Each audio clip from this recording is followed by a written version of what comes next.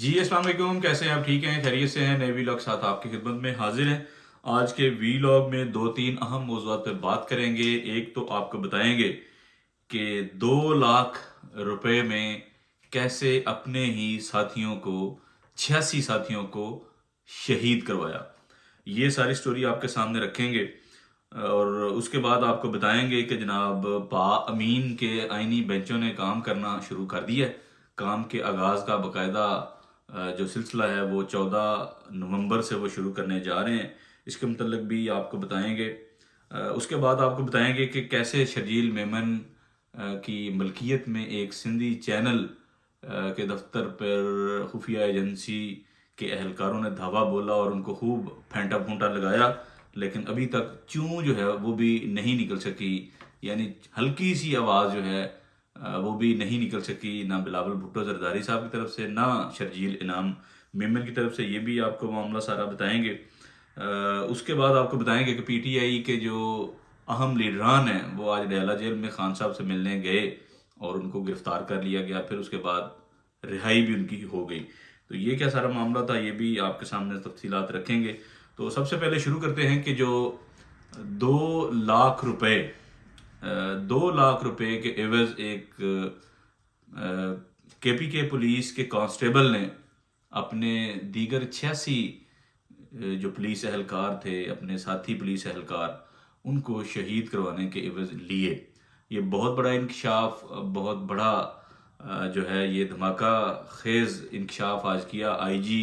خیبر پختونخوا جناب اختر حیات گنڈا پور صاحب نے پریس کانفرنس کی، اور انہوں نے بتایا کہ 30 جنوری 2023 کو جو پشاور پولیس لائنز پہ خودکش حملہ ہوا تھا، اس میں 86 کے قریب جو پولیس اہلکار تھے ان کی اس میں شہادت ہوئی تھی، اور وہ حملہ کروانے میں جو مرکزی کردار ادا کیا تھا وہ کسی اور نے نہیں بلکہ کے پی کے پولیس کے ہی ایک اہلکار، انہوں نے سارا وہ سہولت کاری فراہم کی تھی دہشت گردوں کو، اور اس میں انہوں نے نقشے اور دیگر معلومات ان کے ساتھ مہیا کی تھی، اور اس جو گرفتار پولیس کانسٹیبل ہے اس کی شناخت محمد ولی کے نام سے ہوئی ہے۔ اب محمد ولی کے متعلق یہ بتایا جا رہا ہے کہ یہ 2019 میں کے پی کے پولیس میں بطور کانسٹیبل بھرتی ہوئے، پھر 2021 میں یہ گئے جناب انہوں نے جماعت الاحرار، ایک دہشت گرد بینڈ تنظیم ہے پاکستان میں، یہ اس میں شامل ہوئے، اور پھر یہ 2021 میں افغانستان بھی گئے۔ وہاں ان کی محمد ہراسانی جو ایک نامی گرامی دہشت گرد ہے، اور دیگر دہشت گردوں کے ساتھ ان کی ملاقات بھی ہوئی۔ پھر وہاں پہ افغان فورسز نے ان کو گرفتار کر لیا، اور پھر محمد ولی کی رہائی جو ہے وہ جماعت الاحرار کے دہشت گردوں نے افغان فورسز سے کروائی، جس کے بعد یہ واپس پاکستان آئے، اور پھر آ کے انہوں نے یہ دہشت گردی کی جو ساری کارروائی اس کے لیے پلاننگ میں بھرپور حصہ لیا، معلومات شیئر کیں، نقشے شیئر کیے، جس کے نتیجے میں 30 جنوری 2023 کو پشاور پولیس لائنز میں ایک خودکش حملہ کیا گیا، جس کے نتیجے میں جیسے میں نے کہا کہ 86 کے قریب جو پولیس اہلکار تھے وہ شہید ہوئے، اور بہت سے دیگر زخمی بھی ہوئے۔ اتنا بڑا سان ہے، آپ دیکھیں کہ آپ 100 کے قریب لوگوں کو شہید کروا دیں 2 لاکھ روپے کے عوض، اور آپ کے اپنے پوپیٹی بھائی بھی ہوں۔ اور اس میں جہاں پہ یہ بڑا سائن آف کنسرن ہے کہ دہشت گرد تنظیمیں جو ہیں وہ کس حد تک فورسز کے اندر پینیٹریٹ کر چکی ہیں، اور یہ کتنے ہمارے لیے لمحہ فکریہ کی بات ہے کہ کیوں ان عناصر کو آئیڈینٹیفائی نہیں ارلی کیا جا سکا، اور کیوں کر دہشت گرد تنظیمیں جو ہیں وہ انفلٹریٹ کر چکی ہیں یا کر پاتی ہیں ہمارے سیکیورٹی فورسز میں، اور اس سارے پروسیس پہ جو چیک اینڈ بیلنس کا سلسلہ ہے وہ کہاں پہ ہے، کیوں اس بات کو پہلے آبزرو نہیں کیا گیا، اور کیوں یہ ایک فیلئر رہا کہ ایک کانسٹیبل افغانستان چلا جاتا ہے، وہاں پہ گرفتار بھی ہوتا ہے، پھر واپس آتا ہے، پھر یہاں سے ساری وہ سہولت کاری بھی فراہم کرتا ہے، لیکن کسی کو کانوں کان خبر نہیں ہوتی۔ یہ بڑے اچنبے کی بات ہے، نہ صرف پولیس ڈپارٹمنٹ کے لیے بلکہ ہماری جو خفیہ ایجنسیاں ہیں ان کے لیے بھی یہ بڑا لمحہ فکریہ ہے کہ ان کی اس پہ کارکردگی کیا تھی، وہ کیوں اس دہشت گرد کو پہلے پہچاننے میں یا اس کی ایکٹیویٹیز کو کیوں وہ نظر انداز کر گئے اور ان کو پہلے پتہ نہیں چلا، جس کے نتیجے میں یہ اتنا بڑا سانحہ ہوا کہ تقریباً 100 کے قریب لوگ جو ہیں وہ اس سانحے میں شہید ہوئے۔ بہرحال پولیس نے اس کو دھر لیا، گرفتار کر لیا ہے۔ ابھی یہ فردر جو پلاننگ ہے دہشت گردی کی کارروائیوں میں، اس میں بھی یہ معاونت کر رہا تھا، پلاننگ وغیرہ چل رہی تھی، اس کو گرفتار کر لیا ہے۔ اور سی ٹی ڈی کے پی کے انہوں نے بڑا اس میں اہم کردار ادا کیا ہے، اور اب یہ دہشت گرد ان کی تحویل میں ہے اور فزیکل ریمانڈ اس کا لیا گیا ہے، اور مزید فردر اس سے انویسٹیگیشن بھی جو ہے وہ چل رہی ہے۔ اور اس کے بعد آپ کو بتائیں جناب کہ شرجیل انعام میمن صاحب جو کہ آپ کو پتا ہے سینئر وزیر ہیں سندھ گورنمنٹ میں، زرداری صاحب کے خاص الخاص آدمی ہیں۔ آپ کو یاد ہو کہ نہیں پہ الزام بھی لگتا رہا جب وہ فیک اکاؤنٹس کیس کی تفتیش اور تحقیقات چل رہی تھیں، اس وقت ان پہ بھی الزام لگا کہ جناب یہ کشتیوں میں جناب پیسے بھر بھر کے جناب جو ہیں یہاں سے فرار ہوئے، اس طرح کے دعوے بھی ان کے متعلق کیے جاتے رہے، اور پھر یہ دبئی غالباً بھاگ گئے تھے، اور لیکن جب واپس آئے تو جناب سینئر وزیر کے عہدے پہ اب براجمان ہے یہ۔ اور ان کا ایک چینل ہے، ویسے تو چینل 365 کے متعلق بھی کہا جا رہا ہے، اس میں بھی شاید ان کے کچھ شیئر ہیں، اور نوید قمر صاحب کے بھی اس میں کچھ شیئر ہیں جو کہ نیشنل چینل ہے، لیکن یہ کہا جا رہا ہے کہ جو سندھی زبان کا ایک چینل ہے آواز، بہت سے صحافی دوست اس کے متعلق رپورٹ کر رہے ہیں، ستور صاحب نے بھی بڑا اس پہ ایکسکلوسیولی رپورٹ کیا ہے کہ جو سندھی چینل آواز ہے شرجیل انعام صاحب کی ملکیت میں ہے یا ان کے بیٹے کی ملکیت میں ہے یا کچھ ان کے شیئرز ہیں اس میں، تو وہاں پہ خفیہ ایجنسیوں کے اہلکاروں نے سارے سٹاف کو یرغمال بنائے رکھا کئی گھنٹوں تک، اور شاید کئیوں کو کوئی کٹا پھنڈا بھی اس سارے عمل کے دوران، اور چوں چڑاں تک نہیں کی شرجیل انعام میمن صاحب نے، نہ ہی بلاول بھٹو زرداری صاحب نے جو کہ جمہوریت کے بہت بڑے چیمپئن بنے ہوئے ہیں، اور ان کی طرف سے بھی کوئی کنڈیمنیشن کا بھی ایک لفظ جو ہے وہ نہیں نکلا ابھی تک۔ اور جب یہ وزیر داخلہ جو سندھ ہیں ان سے جب اس متعلق پوچھا گیا تو انہوں نے 2 روز قبل ہی کہا کہ جناب وہ کوئی غلط فہمی ہو گئی تھی، وہ شاید کسی مشتبہ شخص کو گرفتار کرنے یا اس کا پیچھا کر رہے تھے، تو وہ پیچھا کرتے کرتے شاید وہ چینل تک آ گئے، اور پھر یہ سارا سلسلہ اس وجہ سے ہوا۔ تو غلط فہمی جو ہے وہ خفیہ ایجنسیوں کے اہلکاروں نے اچھی خاصی ٹھیک ٹھاک انہوں نے دور کی ہے، شرجیل انعام میمن صاحب کے چینل کے جو سٹاف ہیں ان کی بھی، اور پھر یہ غلط فہمی ظاہر ہے شرجیل صاحب کی بھی دور ہو گئی اور بلاول بھٹو صاحب کی بھی دور ہو گئی ہوگی، کیونکہ جب آپ اتنا تھک ہوتے ہیں اور جب آپ پورا لیٹ جاتے ہیں خفیہ ایجنسیوں کے سامنے، اسٹیبلشمنٹ کے سامنے، تو پھر وہ جب مرضی ان کا دل کرے جب اور وقت کا بھی تعین وہ کرتے ہیں اور جگہ کا بھی تعین وہ کرتے ہیں، تو وہ پھر اچھے خاصے ٹھیک ٹھاک طریقے سے غلط فہمی جو ہے وہ دور کر دیتے ہیں، اور امید ہے کہ شرجیل صاحب کی بھی غلط فہمی دور ہو گئی ہوگی اور بلاول بھٹو زرداری صاحب کی بھی اس معاملے میں غلط فہمی دور ہو گئی ہوگی۔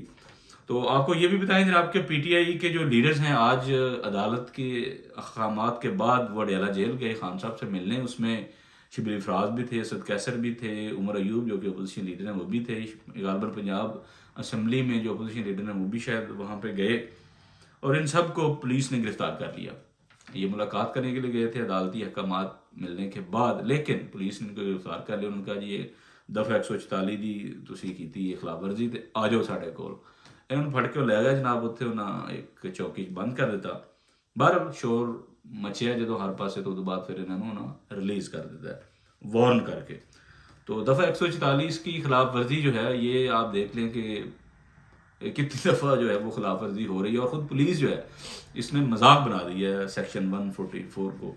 اور کوئی پوچھنے والا نہیں ہے، عدالتیں پوچھنے والی نہیں ہیں۔ اب عدالتوں کا تو ویسے ہی ہے قصہ تمام کر دیا ہے 26ویں آئینی ترمیم میں، اب کسی جج کی جرت نہیں ہے کہ وہ انتظامیہ کے سامنے سر جو ہے وہ اٹھائے یا ان کو کویسچن کرے۔ تو بہرحال ان کو تھوڑی دیر بعد ہی ان کو ریلیز کر دیا گیا۔ اب آپ کو جناب اہم ترین معاملے کے متعلق بتائیں جو کہ آئینی بینچز کے کام کے آغاز کے سلسلہ ہے۔ جی ہاں جناب، 26ویں آئینی ترمیم جس مقصد اور جس بڑے عظیم کارنامہ جو سر انجام دیا تھا، اس ایک اپنا آپ کہہ لیں کہ کمپرومائز پارلیمنٹ نہیں ہے جس میں بہت سے وہ لوگ ہیں جو فارم 47 پہ بیٹھے ہوئے ہیں، تو اس ایک کویسچنیبل پارلیمنٹ کے ذریعے جو 26ویں آئینی ترمیم کروائی گئی، ایک متنازع ترین آئینی ترمیم، جس کے نتیجے میں عدلیہ کو مکمل جو ہے وہ نیست و نابود کر دیا گیا ہے، عدلیہ پہ جو یہ ایک ایٹم بم گرایا گیا ہے، اور اس کے نتیجے میں جو وہاں سے کلی کھلنی تھی، جو پھول کھلے ہیں وہ جناب آئینی عدالت کا پھول تھا جو کھلا ہے، اور وہاں پہ کیسے کیسے خوبصورت چہرے جو ہیں وہ اس آئینی عدالت جو ہے وہ اس کے معاملات کو دیکھیں گے، اور اس کی سربراہی ایک ہیرے کو جو ہے وہ دی گئی ہے، اور وہ ہیرا کوئی اور نہیں ہے، پا امین ہے، امین الدین خان، جس کو ہم تو پا امین کہہ کے مخاطب کیا کریں گے، کیونکہ وہ اس عزت کے قابل نہیں ہیں کہ ان کو بڑی عزت کے ساتھ کہا جائے کہ جسٹس امین الدین خان صاحب۔ جتنے گھٹیا ان کے کام ہیں، اور جس گھٹیا طریقے سے انہوں نے ساری یہ مبینہ سہولت کاری میں، اور پھر جس طریقے سے مخصوص نشستوں کے کیس میں اپنے اختلافی نوٹ میں یہ گورنمنٹ کو اور اداروں کو یہ ایک آپ کہہ لیں کہ آشیرواد آپ کہہ لیں یا شے دی کہ آپ میجورٹی فل کورٹ کے میجورٹی ججز کا فیصلہ نہ مانیں، کیونکہ وہ جناب آئین اور قانون کے خلاف ہے، تو آپ اس کو ماننے کو مان نہیں ہیں۔ تو جس طریقے سے نعیم اختر افغان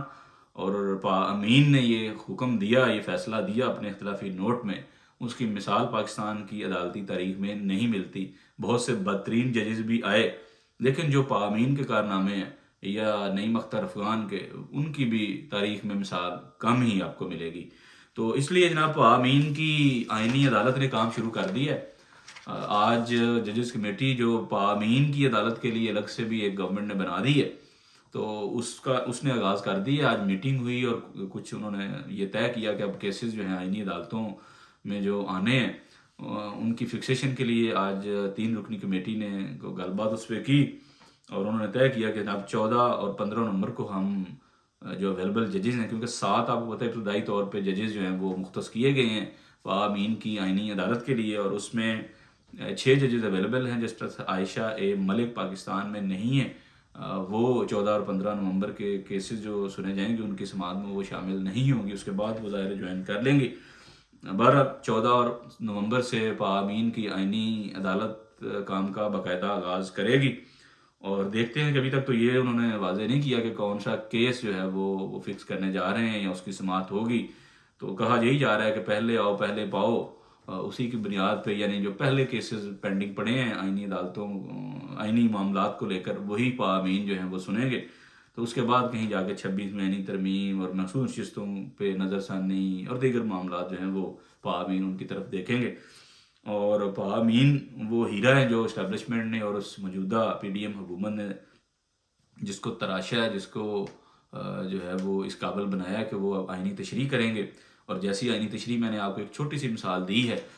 مخصوص نشستوں کے کیس کی، تو بس آپ توقع کریں کہ کیسی کیسی تشریح جو ہے وہ اب ہوا کرے گی پا امین کی آئینی عدالت سے۔